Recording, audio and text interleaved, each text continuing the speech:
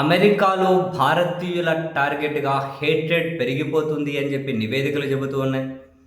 Media report చేస్తూ ఉంది. అక్కడ ఉన్నటువంటి మన భారతీయులు కళ్ళారా ఇది చూస్తూ ఉన్నారు. అండ్ అమెరికన్ ప్లాట్‌ఫామ్ మీద సోషల్ మీడియాలో అయితే అక్కడి పౌరులు బహిరంగంగానే హేట్రెడ్ ప్రదర్శిస్తూ ఉన్నారు. మొన్నటికి మనం చూసాం ఒక పాలక్ పన్నీర్ విషయంలో చివరికి యూనివర్సిటీలో ఆ ఫుడ్ మీద కూడా రేసిజం చూపించుకుంటూ పాలక్ పన్నీరు ఆ ఓవెన్లో వేడి చేసుకోకూడదు అని చెప్పడం, అది ఇష్యూ వాళ్ళు కోర్టు మెట్లు ఎక్కడం, 1,66,00,000 వాళ్ళకి యూనివర్సిటీ పరిహారం చెల్లించడం. బట్ భవిష్యత్తులో వీళ్ళు యూనివర్సిటీలో చదవకూడదు, యూనివర్సిటీలో ఉద్యోగం చేయకూడదు అనే కండిషన్లు పెట్టింది మళ్ళీ యూనివర్సిటీ. రేసిజం ఎదుర్కొన్న వాళ్ళని, ఫుడ్ రేసిజం ఎదుర్కొన్న వాళ్ళని.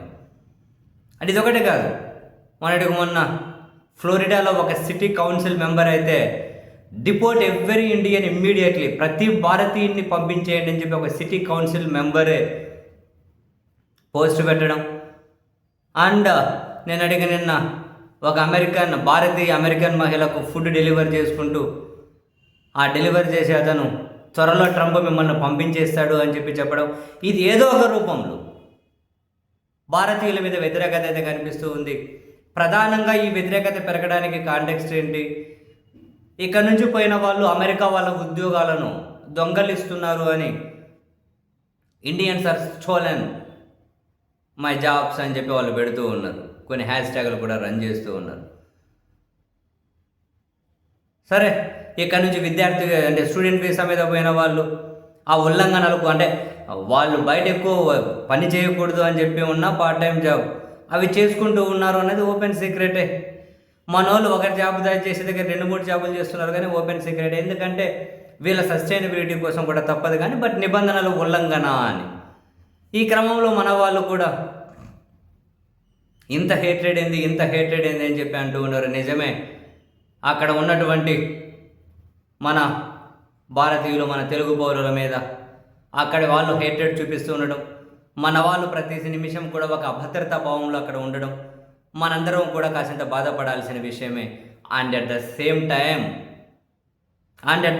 టైం ఇక్కడ నుంచి అక్కడికి పోయిన మన వాళ్ళు ఎవరైతే ఉన్నారో అండ్ వాళ్ళ కుటుంబ సభ్యులు ఇక్కడ ఎవరైతే ఉన్నారో వాళ్ళు రియలైజ్ కావాల్సిన అంశం కూడా ఒకటి ఉంది. మనం ఇక్కడికి పోయి నిబంధనలకు విరుద్ధంగా కూడా అక్కడ ఉద్యోగాలు చేసుకుంటూ వాళ్ళు మనల్ని ద్వేషిస్తున్నారు అంటే మనం బాధపడిపోతూ ఉన్నాం. భారతీయ పౌరులనే, ఈ దేశ పౌరులనే మనం ఈ దేశంలో ఉంటూ ఉమ్మడిగా ఒక దేశంలో ఉండి ఒక సమాజంలో ఉండి పక్కన వండుకుంటూ ఒక మనిషి పక్కన మనిషిని కులం పేరుతో చేసే డిస్క్రిమినేషన్, మీరేం సమాధానం చెబుతారు? రియలైజ్ అవుతారా అది తప్పు అని? మతం డిస్క్రిమినేషన్ రియలైజ్ అవుతారా అది తప్పు అని? కులం డిస్క్రిమినేషన్, మతం డిస్క్రిమినేషన్, ఇప్పటికీ బోర్డులు కనిపిస్తూ ఉంటాయి. వీళ్ళకి ఇల్లు ఇవ్వం, వాళ్ళకి ఇల్లు ఇవ్వం. బాడుగలకు ఫోన్లు చేస్తే రెంట్ కోసం అని చెప్పి, ఇది మీరు ఏంటోళ్ళు అని చెప్పి అడుగుతారు, మీది కులం ఏంది అని అడుగుతారు. మళ్ళీ వీళ్ళ పిల్లలు వాళ్ళు అమెరికాలో ఉన్నారంటారు, ఆస్ట్రేలియాలో ఉన్నారంటారు. అక్కడ వాళ్ళు కనుక ఏమైనా వ్యతిరేకత కనిపిస్తే ఇంత హెట్రెడ్ ఏంది అని చెప్పి అల్లాడిపోతాం. మరి ఇక్కడ ఉన్న పౌరుల మీద మనం చూపించేది ఏంటి? కులం పేరుతో డిస్క్రిమినేషన్ ఏంటి? ఫస్ట్ మన సమాజాన్ని మనం ఫిక్స్ చేసుకోవాలి కదా.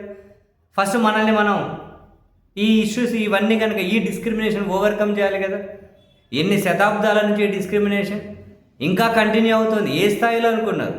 ఇంకా హైదరాబాద్ లాంటి చోట్ల కూడా ఇది పతాక స్థాయిలోనే ఉంది బాబు, ఈ స్థాయిలో ఉందని చెప్పి నాకు మన లేటెస్ట్గా ఎక్స్పీరియన్స్ అయింది. నాకు తెలిసిన వాళ్ళు ఒక ఇల్లు కోసం అని తిరుగుతూ ఉన్నారు. కొన్ని విషయాలు అవి ఇవి నాకు తెలిసి నేను మాట్లాడతాను రా అని ఒకసారి చెప్పి వెలిస్తే హైదరాబాద్ ఈ కర్మాన్ ఘట్ దగ్గర ఆరెంజ్ ఎస్టెల్లా అని చెప్పి ఒకటి ఉంది, ఆరెంజ్ ఎస్టెల్లా అని. సో నన్ను వెతకపోయిన వాళ్ళు ఫోన్ మాట్లాడుతూ ఉన్నారు. సరే నేను అడుగుతాను కదా, లోపల సేల్కి ఉందంట, ఒకసారి చూసే కానీ వచ్చాము వాళ్ళ కోసం అని చెప్పి నీ పేరు ఏంటి అని అంటే నా పేరు అమీర్ అనగానే వాళ్ళు వీళ్ళు కిందకు పైగా మొహాలు చూసుకొని ఎవరు సమాధానం చెప్పాలో తెలియక ఏమైందా బాబు గారి మొహం ఎవరు చూసుకుంటున్నారు అని చెప్పి అడిగితే సారీ ఇక్కడ ముస్లిమ్స్కి ఇవ్వము అన్నారు. కర్మాన్ ఘట్ దగ్గర ఆరెంజ్ ఎస్టెల్లా. నేనే స్వయాన ఫేస్ చేశాను. నేను ఒకసారిగా సన్ అయిపోయా, అరే ముస్లిమ్స్కి ఎవరు ఏంటి, ఎందుకని?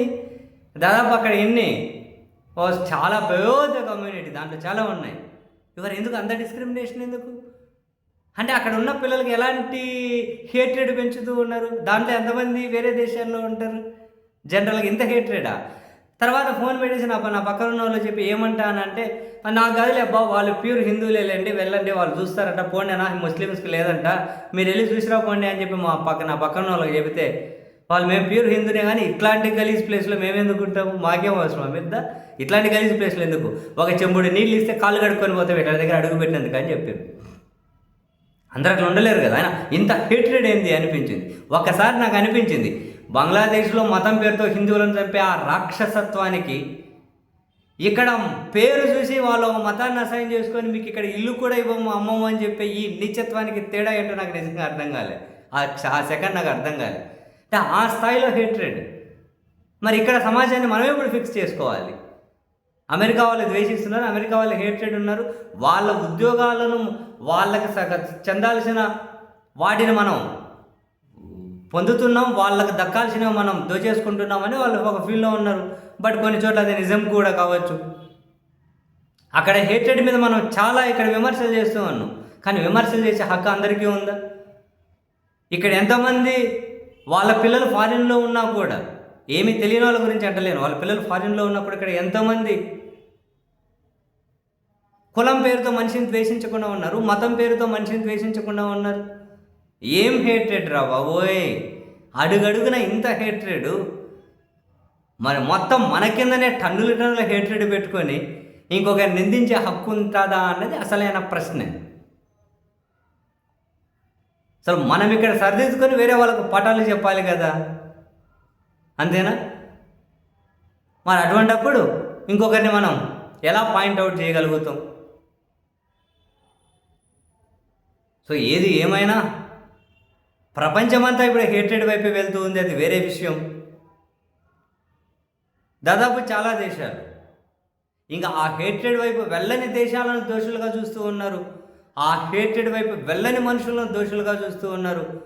అరే బాబు, కులాలు మతాలు దాటుకొని వచ్చి మనిషిగా బ్రతకాలనే ప్లాట్ఫామ్ మీద వాడి జోలికే పోవడం లేదు అన్నా కూడా మనం మనిషిని మనిషిగా గుర్తించాలి, మనిషిని మనిషిగా గౌరవించాలి అన్న అంత క్లియర్గా ఆలోచిస్తూ ఉన్నా కూడా, ఆ దిశగా ముందుకెళ్తున్నా కూడా తప్పట్లేదు ఈ హేట్రెడ్. తప్పట్లే హేట్రెడ్. మరి అన్నప్పుడు వేరే దేశాల వాళ్ళ ఉద్యోగాలు పీకేస్తున్నారని చెప్పి వాళ్ళు ద్వేషం ప్రదర్శించడంలో అర్థం ఉంది అని చెబుతలేను నేనేమి. డెఫినెట్లీ ఇండియన్స్ లేకపోతే, మనోళ్ళు లేకపోతే అమెరికా చాలా నష్టపోతుంది అన్నది కూడా నిజమే కావచ్చు. మనోళ్ళు చాలా వర్క్ చేస్తారు, డెఫినెట్లీ మనం అప్రిషియేట్ చేయాలి. కానీ అక్కడ హేట్రెడ్ని తట్టుకోలేకపోయి బాధపడుతున్న వాళ్ళు కానీ వాళ్ళ కుటుంబ సభ్యులు కానీ ఇక్కడ జనం మీద చూపించే హేట్రెడ్ ఏమైనా తగ్గించగలుగుతారా? ఆ పెయిన్ మీకు ఏమైనా అర్థమైతే అన్నది పాయింట్.